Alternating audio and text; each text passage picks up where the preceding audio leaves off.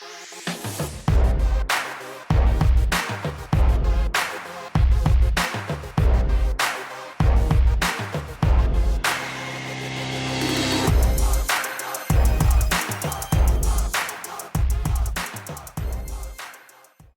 guys, thanks for joining us this week. To help us grow, please like and subscribe. Enjoy the show. So on today's show, we have Mia Repac. Coming up as a high-achieving athlete today, we talk to Mia Repac about what it takes to be a high-level athlete. Mia started playing when she was 6. Was that right? About 6? Yep, 6. Now Yep. she's 16. So far, has a career high ranking of 141 as a junior. So Mia is in this special spot right now where she is, she's gone past the, just being an amateur to being on her way to being a professional. And in every respect, she's traveling all over the world. She has to get, points to keep up her standings. And it's a grind to get to the very top. And what we're going to talk to, Mia about today is just how she got to this point and what life is like, trying to, become pro. How you doing, Mia? Yeah, I'm pretty good, thanks. That's good. Yeah. So what are you up to these days? Because we just had all these lockdowns, and so training's been really hard to come by. So what's been going on? Yeah, well, especially these days, it's been really tough, because of Corona and everything. But it's given me like a real chance to, have a lot of time with my family, which I normally don't get, catch up with schoolwork. Mm-hmm. Especially being in year 11, it's really tough now. The workload's increased a bit. I've just started training, maintaining my body, coming back from injury as well. So just slowly increasing my loads. What you talked about with your injury, which, I haven't put this in the questions or anything, but I think this is a really important thing for people to sort of realize. But how did your injury come about?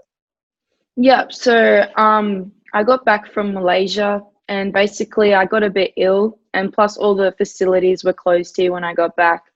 So about 1 month, I wasn't really able to do any type of training. And then I got back, everything opened up a bit and my loads increased a bit too much, probably didn't listen to my body enough, pushed through a bit too much, and then ended up getting a bit of inflammation and stress in my back. So now, I've just been trying to, do a lot of rehab, just trying to increase the recovery speed up as much as I can. So really just trying to, maintain my body, keep my recovery up. Still like trying to keep a bit of fitness going, strength, just so I don't lose it all, like especially now because I'm still off at the moment. Just starting to come back now. So just really, especially now, being really cautious of my loads, like especially because I know what happened in the past. So I don't want to like repeat that. Mm-hmm. Yeah. Mm-hmm. And I think so what probably the lesson there is that, you spend a long time trying to build up your fitness to get to a point where you can handle such great loads, like you might be doing a few training sessions a week, and then you might be playing a match on the weekend, and then, you sort of build that up to doing even more training, even more matches, and then you get sick. And then once you recover from being sick, you kind of have this expectation of yourself to kind of keep that, level of work up again, but your body isn't there, even though your mind is. And then, that's when you can come down with these sort of, injuries. And I think that's a really important thing. So it's like, I suppose the moral of the story is once you get sick and then you get better, just ease into training for at least a couple of weeks before you actually go full ball. And it's just like, it's just one of those things. But then, being at your level, you got this pressure upon you to kind of, I guess, to perform, right? Yeah. So like I really just had to learn to accept the injury and not like worry about it too much, improve like other aspects of my game. Like I've been watching a lot of tennis matches, trying to improve like tactical options and, just doing a lot of research and stuff, which is like will also improve my game as well. Oh, so true. That's so Yeah. funny because I remember I started training you when you were about probably younger than 12, if I was to guess. Yeah, really Um, young. really young, and this was not the kind of stuff we were thinking about back then. Yeah, Yeah, definitely. you weren't thinking about Yeah. tactical options, I don't think. No, yeah, I was just winning. That was Just basically yeah, it. just winning. So to help Yeah. our audience um, understand what it is to what it takes to get to your level of sport right now, can you give us an idea of what your typical week would look like, before, let's say, before you got that Yeah. injury? What is your training schedule like? What Yeah. is it like? Yeah. So I train full time Tennis Australia at St Olympic Park. So I do like everything there.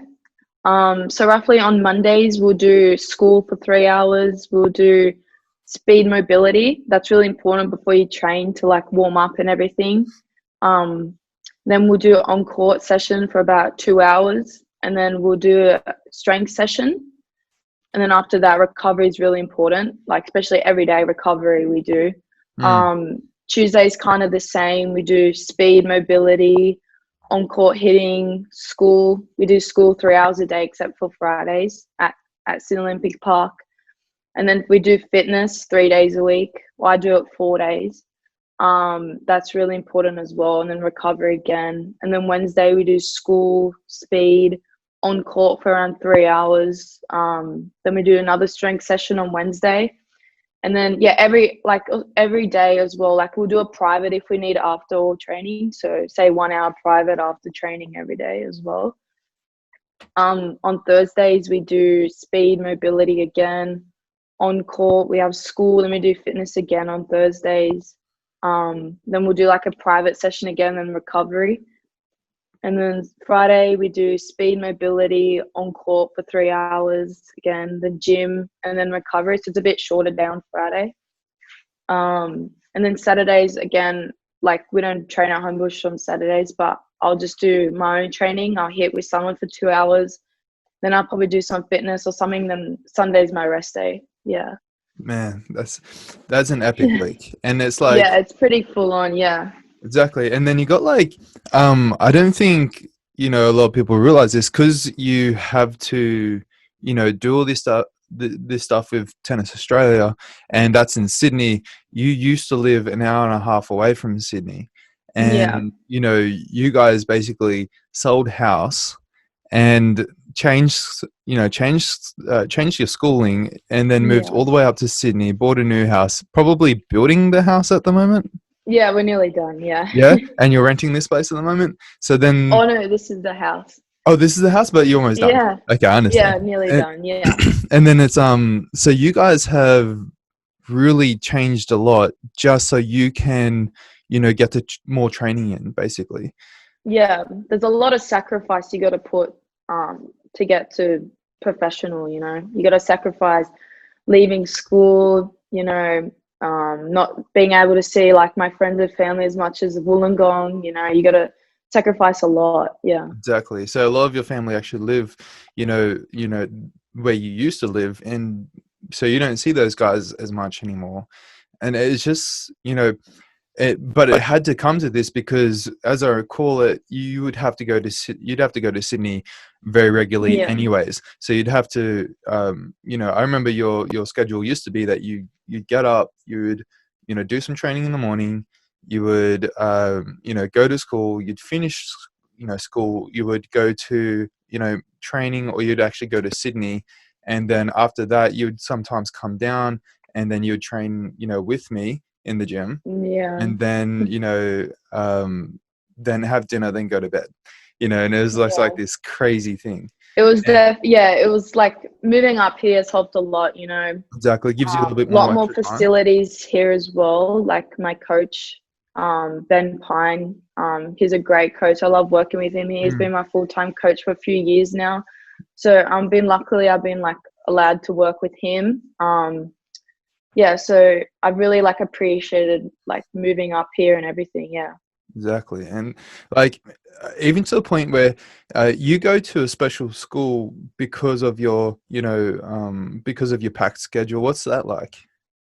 And how Yeah, is it so different as well, by the way? yeah, so normal school is definitely too hard for me to keep up with everything, like I was leaving early like nearly every day to go to Sydney physios.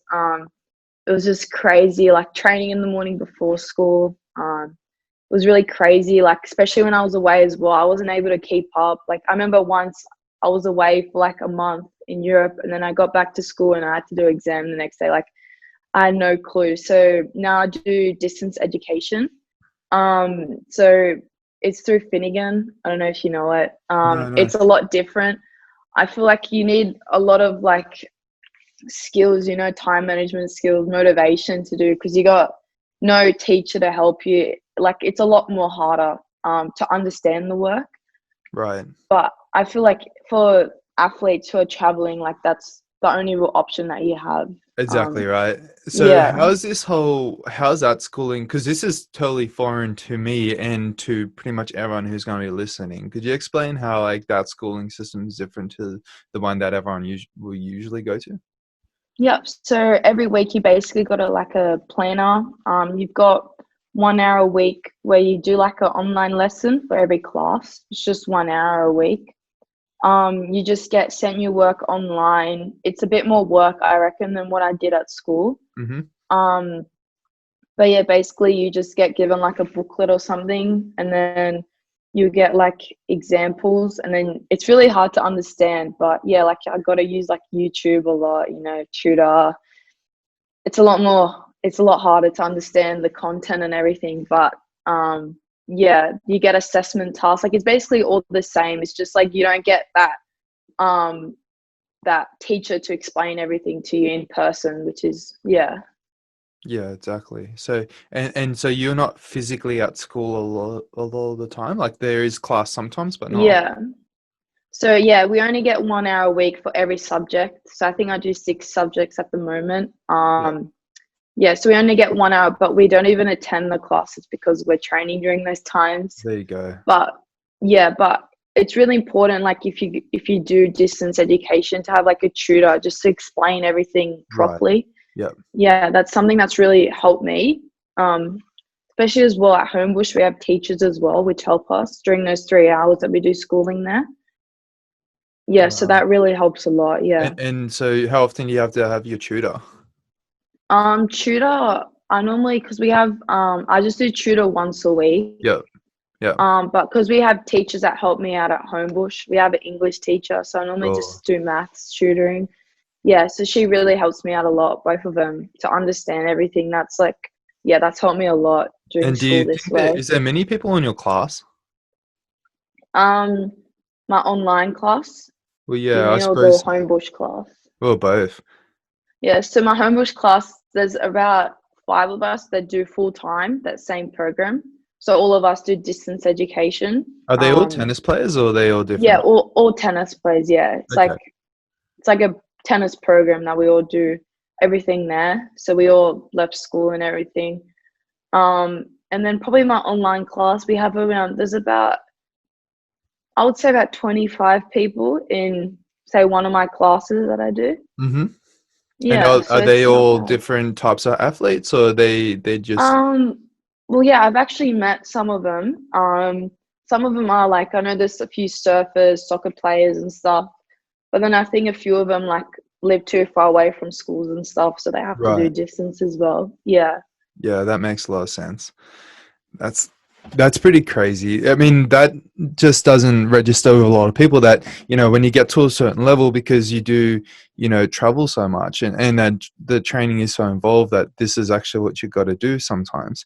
And that's not true for every sport. I mean, like a lot of like, NRL athletes would Yeah. never have to actually do this. It's more, friendly, but for what you do, it's crazy involved. And tennis Yeah. is one of those sports is very, very hard to get into, and that's why it's so Mhm. incredible that you get to your level, I suppose. Yeah. And I think, yeah, as well, it's really like there's a lot of aspects in tennis that you need to be good at. So, yeah, it's Oh, a exactly. lot of work needs to get put in. Yeah. Yeah, exactly. You can't just be, really good at one thing. You have to be Yeah, good at exactly. everything. Yeah. Like you could play on a team of, in soccer, and you just have to be very good at, a few things. But Mm. this is Yeah, there's a lot of it's just stuff. it's a different world, Yeah. isn't it? Yeah. And so you do strength and conditioning, I think you just mentioned before. And Hmm. what does that look like for you? Yeah, so we do a lot of plyometric exercises. That's really important in tennis. Mm-hmm. We got to incorporate the whole body. So we do a lot of upper body work, shoulder band work, core work's really important, the rotation exercises, glute band work. Like there's a lot of things that like squats, deadlift, like we do weightlifting as well. Mm-hmm. Yeah, like explosive exercises. There's a lot of different exercises that we do. Yeah. So you walk into the gym, then what? First we basically warm up, Mm-hmm. foam roll. We do activation work, so like glute band work, shoulder band work. Then we'll start off with like plyometric work stuff, like jumping on the box and all that. And then Mm-hmm. we'll get into like our main blocks. So we'll have like lifting, and then we just have like say around 3 blocks, and then we recover. Yeah. There you go. So that's your typical session in the gym. Yeah. So everyone's a bit different, but what has helped you personally the most with your sports performance? And Yeah. So I think, there's a lot to yeah, sort of like that you could say that has helped because there's so many different aspects. But if you can kind of yeah. pick out a few. I would say definitely getting on top of my nutrition. That has Mm. definitely helped a lot. So I actually got diagnosed that I was celiac. Oh, really? Yeah, so I was really like fatigued while I was training and stuff. So I think like getting on top, like now my nutrition like is so much better. Finding out I was celiac and stuff, that's really improved like my energy levels, and like I'm not as bloated now. So I think that has helped me out a lot. Mm. Um, yeah, and also probably like starting strength at a young age as well. Like training with you and Tennis Australia at a young age has really helped me like create like from a young age. I've had an advantage of having like lots of power in my game. Mm. So I feel like that has like helped me now. Like I still play that way. I play really aggressive, and that's like a big advantage in how tennis is played now. It's slowly like the women's game's all based on power. So Mm. that also really helped me a lot from a young age, and also like gaining a lot of technique, like proper techniques. Like now I can lift heavier because I've been able to like master the techniques for lifting and stuff. So Yeah, that's you've already been put really down good helpful. foundations to start with. Yeah, Yeah, that's that's really really. helped a lot. And it's quite interesting. It only makes sense to me that the women's game is more power orientated because it is the shorter game. Like it is the shorter game than the men's. Yeah, So it makes sense that because the men's is a slightly more longer distance because you play a couple extra games. So, yeah, that's why their game, it's still power orientated, but not as much as I yeah. suppose the women's would Like the actually. modern women's game, an average rally goes for around like only like 2 to 3 shots. Like Mm, I think 2 to 4. there you It's like go. it's really short. Yeah. Yeah, yeah, So exactly especially right. like the first 3 balls are like really important. To get step up the court, use your power, be aggressive. Yeah. So it's really big part of the game now. There you go. That's crazy. I think getting that celiac thing under wraps was, probably one of the most important things for you because, Yeah, you've definitely. got such an epic schedule and you're basically and for a lot of people who don't really understand what celiac is like you can't be eating anything with with gluten in it because your body's not going to process it as energy. Yeah. It's just going to pass through and then you're going to be running on empty if you're predominantly eating gluten for your energy, which we all do for the most part because if you have a sandwich for lunch, there it is, or Yeah. whatever it is, so a lot of us mightn't eat rice, for example, before we train, but Yeah. you might need to. So it's Yeah. like So, but yeah, I had a problem in the past, like before I got diagnosed being celiac. Like in 3 setters, like I wasn't able to like push through. My yeah. body was just fatiguing so much. So How yeah, frustrating would definitely. that be? Because you'd put in so Yeah. much effort. You're versing a girl you know damn well you should be able to beat, and Mm. you know, you already played a few matches and you just can't, just can't Yeah. get it together at the That end. was like, yeah, that was definitely a big symptom for me, like fatigued, always being fatigued, like I wasn't able to like if I ate gluten, I wasn't able to like train properly the net. Like I was always so tired, So yeah, that was really big finding that really helped me out. Oh, Yeah. like I couldn't even imagine. Like it's just even just for your recovery, Yeah. So you train like crazy. Like you train more than most athletes ever will during a week. How do you recover from everything? Yeah. So I've incorporated a lot of like stretching, triggering. I've been doing that from a very young age, foam rolling, the basic recovery stuff. I also do a bit of cryotherapy. I don't know if you know what that is. Yeah, could you explain to everyone what that is? Yeah, so cryotherapy, it's like when you stand in, I don't know, what would you call it? Like It's like a booth. yeah. And then basically you're standing there for 3 minutes and it's got more benefits than having an ice bath. Right. I'll say it gets to like minus, I think it's like 200. I'm not sure. It Something gets crazy. really cold. Yeah. Yeah. And like that helps me a lot, like with muscle aches and everything. Like the next day I'm feeling so much lighter. So I really enjoy doing that. Do you take that upon yourself to go do that, or is it something that Tennis Australia is like, okay, now you're done training, now let's go jump in the cryo chamber? Um, yeah, that's probably something that like I've sort of done myself, Mm. research and stuff. Yeah, yeah. Because I I remember actually when we started were out, training together, you were actually doing that, even when we were training together. yeah, so I started doing that in Wollongong. Like I've been doing that for a really long time when I lived Yeah, there. yeah. Yeah, it's something that I've really incorporated for a really long time now. Yeah, because I see so many benefits, like recovery benefits. Like even when I'm traveling, like in around Australia, like say if I'm in Brisbane, I'll try and find a cryotherapy like over there. I always like just try to research stuff and see Mm. if there's places like around Australia that do it. Like I love doing it, especially during tournaments as well. It really helps me. Yeah. Oh, for sure. And Yeah. so I didn't understand. Well, actually, one other thing. So you think cryo was the biggest sort of helper for you? Do you get like? Is there anything else that you find that could be, to help your recovery along, or is Yeah, it so that's I've like your main also go-to? yeah, so basically yeah, stretching, trigger ball from that's like everyday thing. Chiro is probably like once a week. And I've also tried doing a bit of yoga. Oh yeah. Um I've been doing that for a bit on and off because of traveling and stuff. But yeah, especially Mm. now because I've been home, I've been doing yoga a fair bit. How do you I find that? just feel like that, yeah, that improves my flexibility a lot, my balance. Like I really Mm. benefit from that as well. Like I feel, yeah.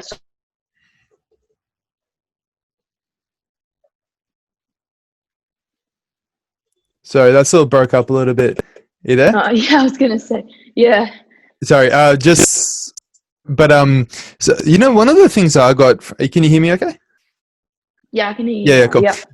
Yeah, So one of the main things I got from yoga, and I don't know, I'd be curious if you kind of feel this too, but the relaxation that you sort of get yeah, definitely. from doing it, and I feel like that's a big part of the recovery process also, because when you're training and you're always running around, and like when I say running around, I mean going from appointment to appointment, that you can be really sort of worked up, and then it's hard Yeah, to relax from that.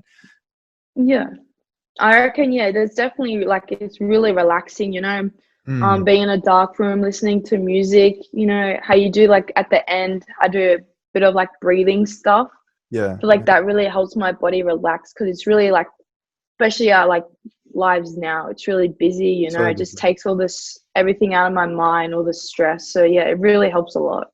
So I didn't understand how tennis gets until you got older, because you're my only tennis player, and it just so happens to be they end up being a very good tennis player. I have a feeling, not many people know this, but it gets to the point where you got to start traveling overseas to compete. Can you tell us about that? Yeah, so basically, like as you like when I started with you, I was probably playing Australian ranking tournaments. Mm-hmm. Um, yeah, so there's like white, bronze, silver, gold. I think that's how the leveling works. So I started playing. I remember my very first tournament was in. I think I got my first points in Canberra or something. Oh So yeah. I started playing that at a pretty young age, and then yeah, slowly building up to a higher level, like stronger tournaments. And then from there, I started playing like nationals. That was another big goal of mine, playing nationals. And then I was able to win a nationals. So that was another big goal that I accomplished. And then probably after that, that's when I got a bit more crazy, you know, starting to play international junior tournaments. So first I started off just in Australia, like getting wild cards because I didn't have a ranking.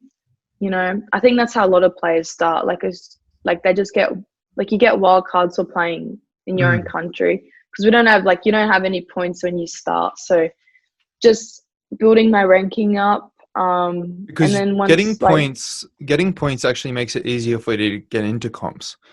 yeah, So virtually, so if you don't have any points, it's very hard to get into a competition unless you yeah, get a wild card. Is that what you're saying? yeah. So I was really lucky, like especially winning that nationals really helped me like gain a lot of opportunities to play ITFs and stuff.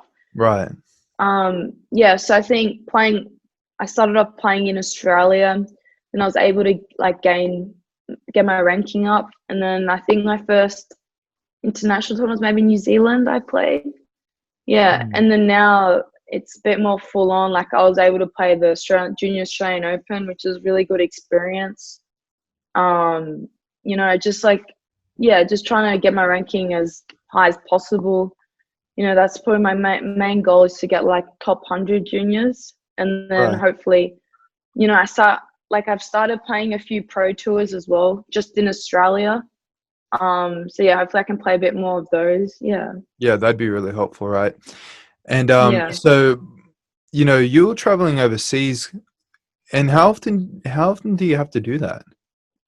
Yeah, so basically all the ITF tournaments I play now because the I only play like grade 3 and higher, so I need to travel a lot more now. So I've been Mm. like I was meant to be in Europe at the moment, um, but yeah, like just to play those tournaments, you got to travel a lot. Yeah, Exactly, and it's like I don't. So that's basically out of your pocket. I think at this point, is that correct? Unless Tennis Australia has something set up specifically, then they'll pay for your tickets and accommodation and whatnot.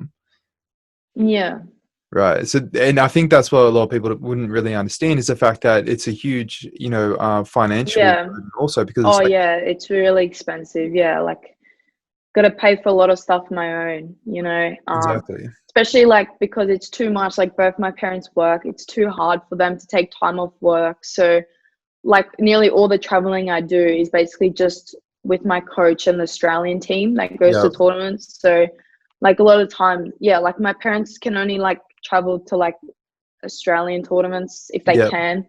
Yeah. So a lot of the time, yeah, I'm traveling on my own. Yeah. Exactly. And it's just crazy. How many flights do you think you did last year?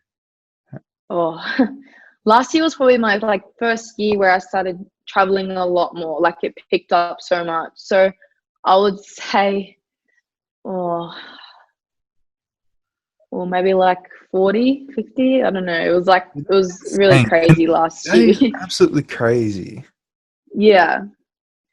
So I think like as well, traveling from like my age, it's really like built me like my maturity and you know being able to Oh do yeah. stuff myself as well. Like I've learned how to like a lot of like you don't get washing machines. Like you got to hand wash your clothes. You know, cook Mm. for yourself. Yep. So I like I've learned so many things from traveling on my own. Yeah. Exactly. So man, that's so crazy. It's just that's insane. And Yeah. and you actually started doing this a little earlier than now. Like you're 16 now. I think you started doing this when you were probably around 13, Yeah, I probably started traveling a bit more by myself, probably 13, 14, yeah. which is insane. And 13, 14, there's going to be a lot of kids that play sport at a high level, but they can hardly even use a washing machine, let alone, you know, hand wash their own clothes. So it's so nuts. And Yeah. so I think that's really, I mean, I didn't really even travel overseas until I was, you know, maybe 25 or something like that. Mm. Man, so Yeah, nuts. it's amazing, like, opportunity to see the world as well. Like, I'm really grateful for what I've been able to see and do. Oh You yeah. know, yeah, like, I'm, yeah, really grateful. And that's kind of the thing too. Like, do you get to go out and see all of the country while you're there, or? Well, it really depends because it's really like when you're there, you're like basically really focused on your job, you know? Of course. Like tennis is like a job. So basically, um, like some days, say if we finish a tournament, we have to wait to travel to the next one because that happens a lot. Like when you have to stay over there, like say Yeah, it could be like a sometimes like week. you might, yeah, you might lose first round and you have to wait like a week to be able to go to the next country. I see. So yeah, so sometimes yeah, we do get we do get to see like we get to explore the areas a bit. Yeah, so it's pretty good. Yeah. Yeah. So with this whole pandemic that's been going on at the moment, that's put a bit of a halt, you know, on competitions and training to some degree. Yeah. Do you have any idea at this point about what's going to come up for you? Oh, actually, at the moment, I keep like postponing the tournaments. So yeah, we're not. No one's really sure when they're gonna start back. I know they're playing the U.S. Open. Oh yeah. Thing that starts really soon, but that's just like the adult ones. There's no junior U.S. Open or anything. So yeah, I think just all of us juniors are just really waiting just to see when. Yeah, because it keeps getting pushed back like a month, and then get to a month, postponed again. Mm. So yeah, we're just trying to, yeah, just gotta be patient, you know. Hopefully next year we can start fresh again. I'm not sure. Yeah, it's Well, I really, think I really hope so, and I think you know, this bit of time off is going to be good for your body, anyways. You know, yeah, yeah. So it's yeah, just, you know, trying to keep your match fitness up will be kind of tough, I suppose. yeah. I think also just building like, especially good now, like we just that was another like reason because we got time now. Like that was another reason why we chose to take a bit of time off. So I think yeah, like it's like I've how would you say like it's good that this has happened now. Yeah, So yeah, hopefully I can like build back, and then when I get back to like my level, then I can start. It starts again. Yeah. exactly. And you know, gradually, I suppose, as we talked about at the start. So Yeah. yeah, I think that'd be really cool. I mean, it's pretty positive, really, which is good. You know, Yeah. yeah. All in all, so I know you're pretty low key on social media, but is there anywhere that you know we could send our audience to come check you out, or you know you're pretty low key? Yeah. Yeah. I don't like Instagram. Like I use it if like not like a lot, but I still go on it a bit. You know, if anyone has like any questions or advice, I'd be happy Mm, to like if they just shoot me a message on that'd be Instagram. nice. I'll be happy. Yeah, I'll be happy to answer anything. Yeah. That's lovely. Probably Instagram is probably the main way. Yeah. Sure, sure. I'll have all that linked on it like below. So once we're so done, you can guys can go check it out. Um, Thanks for coming on today, Mia. That's all right. No worries. Thanks for having me. It was great. Thank you. Yeah, that was really fun.